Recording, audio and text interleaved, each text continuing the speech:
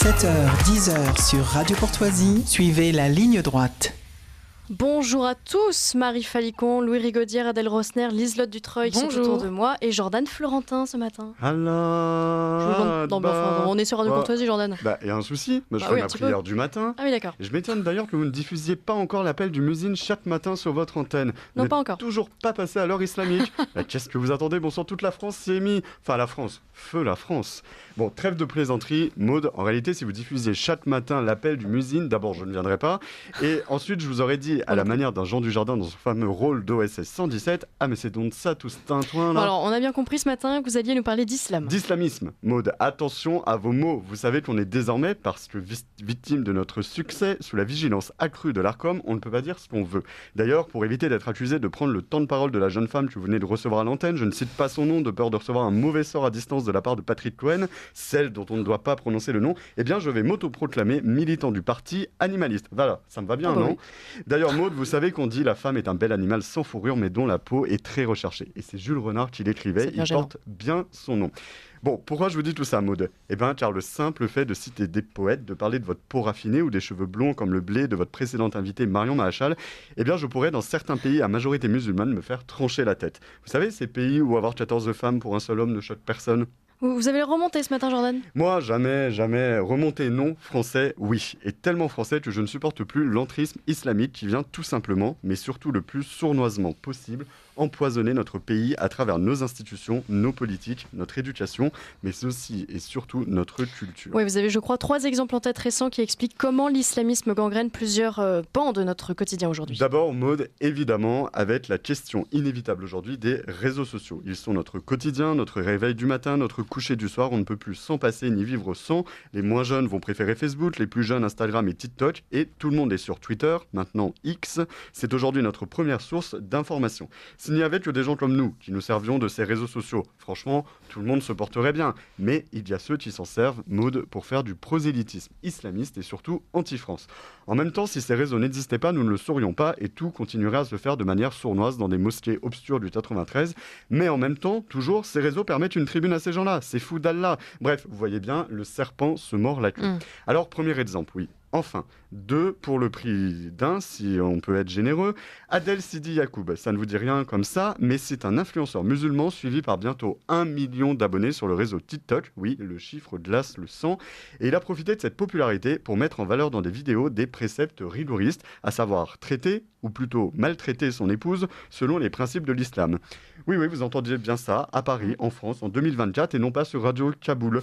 Alors, si vos auditeurs veulent tout le détail et les recommandations de ce charmant individu, je les invite à lire l'article très fourni de Clémence Delongret, publié sur notre site Boulevard Voltaire, c'est bvoltaire.fr, le 8 janvier dernier. Ils y découvriront notamment qu'il n'est pas le seul influenceur en la matière, puisqu'il y a aussi eu pléthore de femmes musulmanes qui ont profité de leur large communauté sur le web pour promouvoir le port du kami et de l'abaya. Mais j'en viens à mon véritable premier exemple, celui qui a fait bondir la toile ces derniers jours, celui de cet imam du Gard, Majoub Majoubi, qui, tenez-vous bien, Maud, je sais que vous allez bondir de votre chaise, qui lors d'une prêche diffusée sur les réseaux sociaux a tout bonnement qualifié le drapeau tricolore, comprenez le drapeau français, de satanique. Je vous propose d'écouter ses propos. On n'aura plus tous ces drapeaux tricolores qui nous gangrènent, qui nous font mal à la tête, qui n'ont aucune valeur auprès d'Allah. La seule valeur qu'ils ont, c'est une valeur satanique. C'est suite à ces propos considérés comme un appel à la haine par le ministre de l'Intérieur que le retrait du titre de séjour de cet imam tunisien a été demandé en vue d'une procédure d'expulsion. L'imam Majoubi était suivi par les autorités françaises depuis plusieurs mois pour ses prêches jugées à la dérive, selon une source de police. Ce père de 5 enfants a aussi fait l'objet d'un signalement sur un dossier financier et a réagi sur BFM TV, plaidant un lapsus pour sa défense. Alors, c'est pas n'importe qui, ce monsieur Majoubi, c'est un imam à succès, président des mosquées du Gard, vice-président du conseil départemental du culte musulman, proche du maire socialiste de Bagnols-sur-Cèze, qui a fait s'agrandir la mosquée At-Taba. Il est de nationalité tunisienne, mais c'est sur notre sol en France qu'il prêche sa haine envers notre patrie. Alors, lui, il est pas d'accord, il brasse ciel et terre depuis une semaine pour se rattraper, je le cite, c'était un lapsus. Ah oui. Ben, voyons, et moi je suis le futur prince héritier de Grande-Bretagne. Et oui, la place est tellement bonne en France qu'il faut s'y accrocher, être social, facilité à faire du prosélytisme. Bref, alors de toute façon qu'il se rassure, peu de chances qu'il soit expulsé. Gérald Darmanin a demandé le retrait de son titre de séjour. Un signalement a été fait au procureur de la République. Mais vous le savez, Maud, le taux de QTF réellement appliqué est aussi faible que le pourcentage d'Anne Hidalgo à la présidentielle. Et surtout, et c'est là que le bas blesse, il a des enfants mineurs, donc nous ne pouvons pas l'expulser. C'est l'article 8 de la Convention européenne des droits de l'homme qui priorise la notion de vie de famille. Bref, s'il fallait démontrer que l'Union européenne pose de vrais problèmes, voilà, vivement le 9 juin. Vous aviez 2 autres exemples, je crois, notamment dans le monde culturel. Oui, Maud, rapidement, après vous avoir parlé de l'entrisme islamiste dans les réseaux sociaux, mais aussi dans l'administration française, il y a aussi évidemment un entrisme dans le monde de la culture. Si je vous dis le DVM Show, vous me répondrez peut-être à juste titre. Attendez, Jordan, c'est pas parce que Rachel Dati est allé se dandiner avec les rappeurs d'une émission populaire sur TikTok qu'il y a un rapport avec l'islamisme. Absolument. Eh bien, je vous répondrai que vous avez raison à un détail près. C'est qu'en faisant cela, le ministre de la Culture est venu cautionner une radio qui elle-même cautionne des rappeurs antisémites et racistes anti-blancs notoires. Prenez par exemple Frisk Orleans qui se moque des attentats de Nice ou encore Nick Conrad qui lui appelait carrément à tuer des bébés blancs. Je laisse à vos auditeurs le supplice d'écouter leurs albums, mais voilà où a mis les pieds notre nouvelle star du gouvernement. On nous dira que c'est un lapsus que de diffuser ce type de musique. Enfin, dernier exemple, Maud, et je tiens à souligner que si je n'en faisais pas mention chez vous ce matin, eh bien personne, hormis Boulevard Voltaire, CNews, vous et le JDD n'en a parlé. Le Bataclan, il a été profané lors d'un concert la semaine dernière au cri de Free Palestine, en anglais Free Palestine. Et c'est lors d'un concert du groupe Shkoun que le public s'est mis à scander en rythme Free Palestine. Des vidéos ont circulé sur les réseaux sociaux.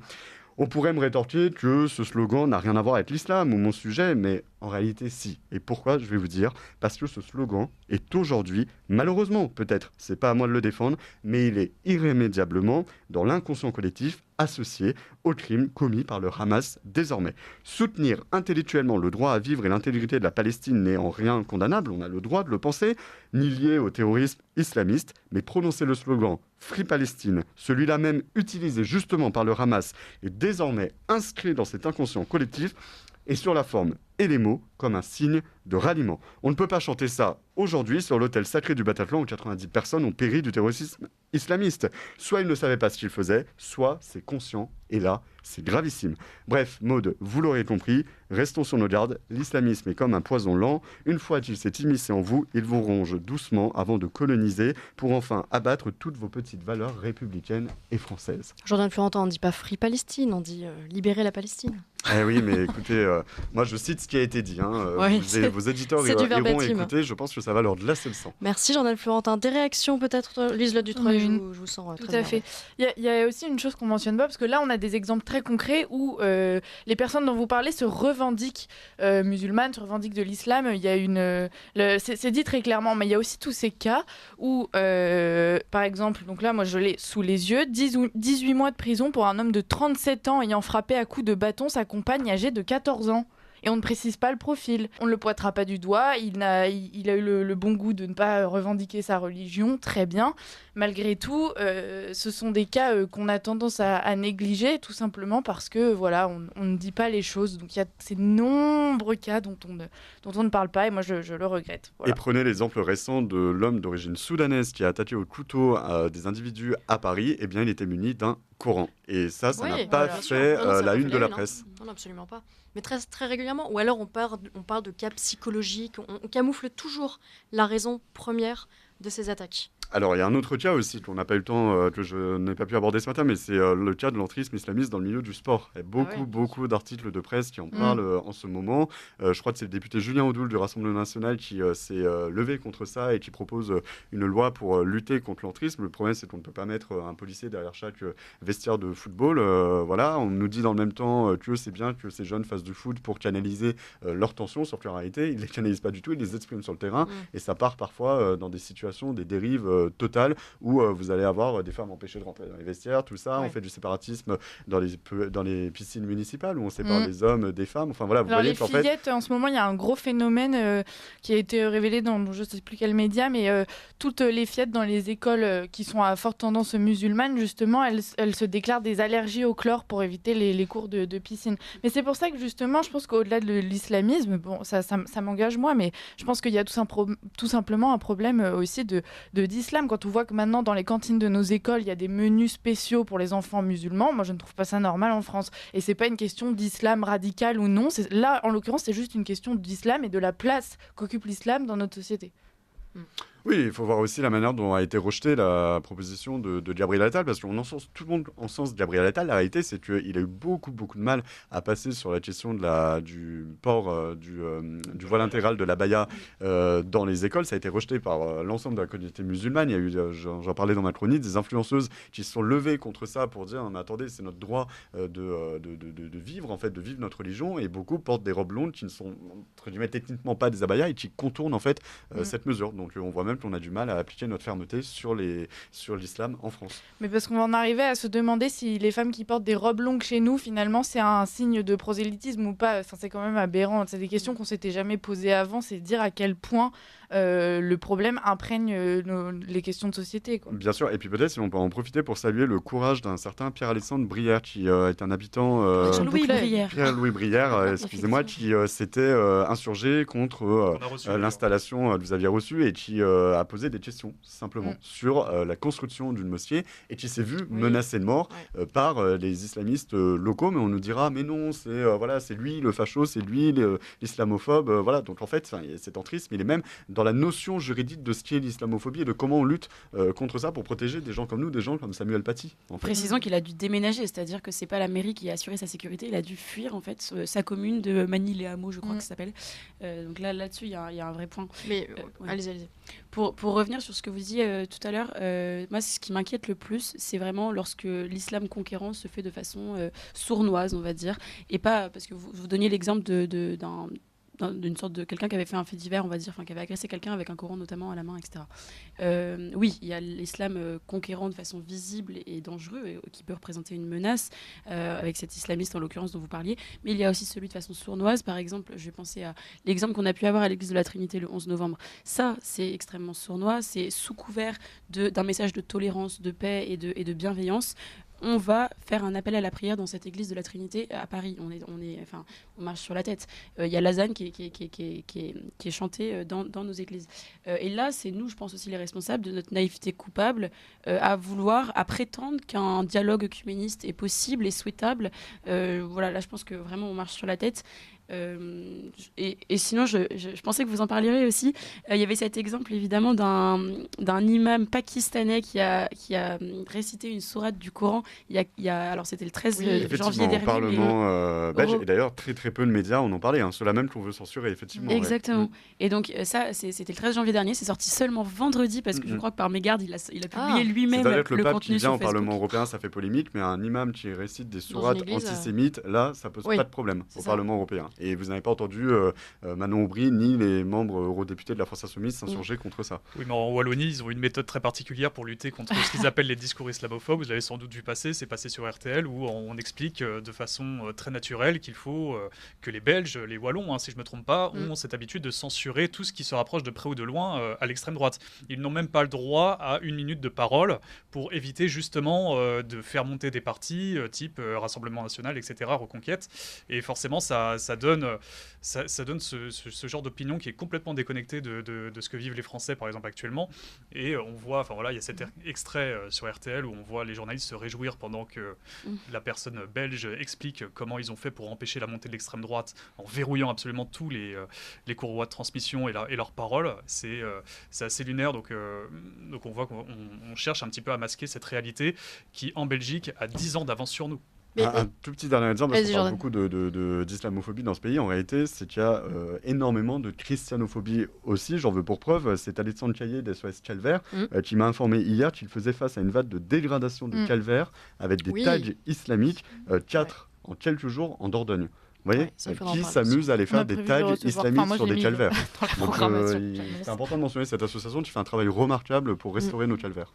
Et en parlant de Bruxelles, des Belges qui sont dans un déni total face à l'islamisme, on avait fait un reportage, Jordan Florentin, à Bruxelles, à Molenbeek. Molenbeek, c'est le berceau de l'islamisme en Europe. C'est là que Salah Abdeslam a grandi, c'est eux qui ont envoyé les terroristes du Bataclan, c'est là qu'une femme vivait seule, la seule blanche catholique, dans un immeuble tenu par des salafistes, menacée de mort tous les jours, c'est pas vraiment Sa ce que voisine, vous voulez. une Marocaine qui était musulmane mais non pratiquante, se faisait traiter de couffarde, de mécréante, de puante, sont leurs Ouais, termes mais- par ses voisins salafistes. Nous, on a été très très vite reconnus, d'autres journalistes français, et en plus, soi-disant appartenant à une droite qui ne leur plaît pas, donc on était fichés. Pour vous dire, on a acheté un voile. Hein. Voilà, et cette femme, non mais c'est très sérieux, cette femme pour catholique, pouvoir Ah oui, la oui, seule pour de pouvoir, son immeuble, évoluer à achetait Molenbeek. un voile pour faire son marché, parce qu'à Molenbeek, vous avez un prix différent pour les musulmans et pour les blancs. Mais moi, ce qui m'a vraiment terrifié, c'est cette femme blanche belge qui me dit, moi j'aime beaucoup, il y a de la diversité dans ma ville, et moi je dis choukran pour dire merci, voilà, je m'adapte. Alors la qu'en folie. en fait, il n'y a plus de diversité, elle a juste été complètement Non, remplacée. c'est-à-dire qu'on me posait la question. elle a l'impression de voyager, c'est bien. On me posait la question sur un plateau récemment en me disant, mais oui, finalement, la Belgique se soumet. Non, la soumission, elle est passée, elle est derrière nous. Maintenant, c'est totalement islamisé. En fait, en tout cas, Molenbeek, on n'est plus au stade de la soumission. On est à le stade d'après. C'est terminé. En fait. Je sais pas si vous imaginez Ouais. les boutiques à Molenbeek, les petits nounours qui récitaient des swaats aux petits enfants. Enfin, c'est de la folie, quoi. Marie Falicon. Moi, je voulais rebondir sur l'exemple de Molenbeek. On le connaît aussi, malheureusement, en France, à Paris. Je vais prendre l'exemple de Céleste, une jeune habitante du 18e arrondissement que je connais bien, qui m'avait raconté donc, son histoire. Elle était donc étudiante, et puis elle faisait un petit job en parallèle. Elle travaillait à Nation, donc elle prenait le métro pour aller travailler comme serveuse dans un bar. Mais sinon, elle vivait à Barbès, dans le quartier de la Goutte d'Or. Je ne sais pas si vous vous rendez compte et si vous avez conscience sincèrement de ce qui se passe là-bas. Pour pouvoir, donc elle allait pour aller au travail et donc elle y partait en extra, on va dire le soir, etc. Elle y revenait tard en métro. Dans le métro, elle sortait un voile, donc elle commençait à se mettre une sorte de voile intégral Paris. à Paris, dans le métro, en revenant de Nation pour aller à Barbès, avant de sortir et de rentrer chez elle dans le 18e arrondissement. Donc les gens la regardaient un peu, je sais pas, c'est un peu lunaire, quoi. On voit une jeune fille qui est en jupe comme ça, qui rentre du travail, d'un coup se voile et rentre voilée chez elle pour être sûre de ne pas se faire agresser à minuit passé dans son quartier, dans le 18e. C'est fou.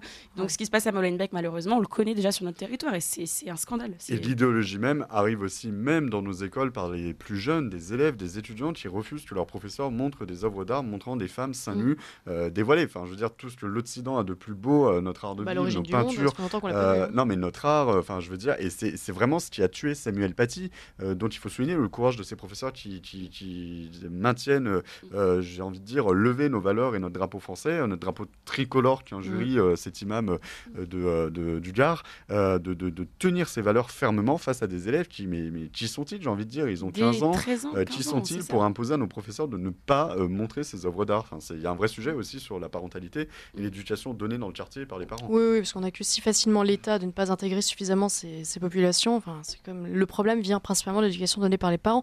Adèle Rosner. Là, ça change un petit peu de sujet légèrement, mais d'un côté, voilà, on interdit comme ça de montrer des œuvres d'art qui sont quand même, notre culture, notre patrimoine, et de l'autre côté, on présente quand même dans les programmes de l'éducation nationale, du coup pas dans les mêmes écoles, mais des choses totalement aberrantes aux enfants, qui sont presque malsaines à être présentées à cet âge-là. Pas presque, Stanislas. carrément Pas mal. Stanislas. Mais oui, c'est... Nous en avons beaucoup parlé d'ailleurs sur notre matinale, Oui. effectivement, de l'éducation sexuelle au primaire et des dérives que ça... Mais là-dessus, pour le coup, vous aviez justement une vidéo assez amusante là-dessus. Vous étiez parti, je crois, à Nanterre, dans les quartiers de Nanterre. Oui, ouais. Nanterre, mais Nanterre, c'est là où s'exprime typiquement l'islamisme territorialisé, quoi, où en fait il y a des quartiers gangrénés totalement. Il y a aussi le sujet évidemment du trafic de drogue, mais où les policiers, les pompiers, tout le personnel de santé, les soignants, les journalistes, plus personne ne rentre dans ces quartiers. Et les femmes ne rentrent que si elles sont voilées. Quand vous êtes journaliste, vous arrivez avec votre caméra, votre micro, vous n'avez pas le droit de tourner parce que vous venez gêner leur trafic. Et moi, je mets en garde aussi vos éditeurs et nous tous ici, ces gens nous connaissent. Vraiment.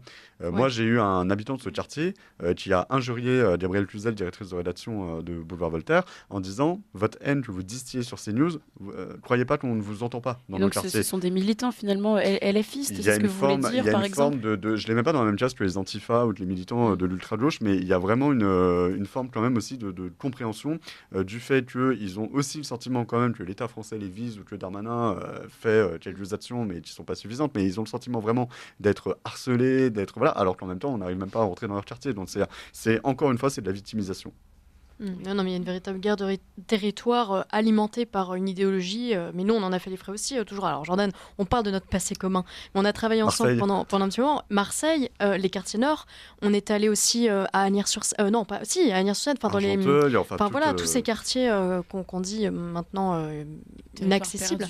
On y est allé. Et effectivement, quand on arrive là-bas, mais on ne sait pas tellement où on met les pieds. On nous met tout de suite la pression. On nous montre un petit peu la couleur. On n'a pas le droit de filmer. Et en même temps, ils veulent qu'on les filme. Parce que c'est ça, en fait, le paradoxe. C'est qu'ils ne veulent pas être filmés, ils ne veulent pas qu'on leur donne la parole, et en même temps, ils veulent faire du prosélytisme, ils veulent nous insulter. C'est évidemment un phénomène qui s'est étendu à l'Île-de-France, mais qui s'est aussi déployé partout dans des villes un peu transit entre Paris, Lyon et Marseille. Je prends ma commune en Saône-et-Loire, Le Creusot, une commune de 20 000 habitants. J'ai visité une tour dans une cité HLM. Dans la tour, vous avez l'inscription des tarifs de drogue. C'est un espèce de véritable supermarché. Maire socialiste, il a fait installer des caméras de vidéosurveillance en quelques jours, elles ont été taguées et cassées. Il y a des choufs en bas des immeubles. Qu'est-ce que vous avez acheté, Jordan ? En Saône-et-Loire. Non, moi j'achète que des fleurs pour vous, Maud. Et à Marseille, alors ça sera très intéressant. Vous savez, Jordan Bardella, Marine Le Pen font leur grand meeting de lancement de campagne le 3 mars à Marseille. Je compte m'y rendre quelques jours avant pour voir comment l'insécurité a encore progressé depuis la dernière fois où nous étions allés avec Maud. Je me souviens d'un reportage assez terrifiant avec Stéphane Ravier, sénateur reconquête aujourd'hui des Bouches-du-Rhône, et qui nous avait montré l'alalisation de cette commune. Eh bien, vous nous enverrez une carte postale. Merci beaucoup, Jordan Florentin. Merci à tous. C'est la fin de cette zone libre.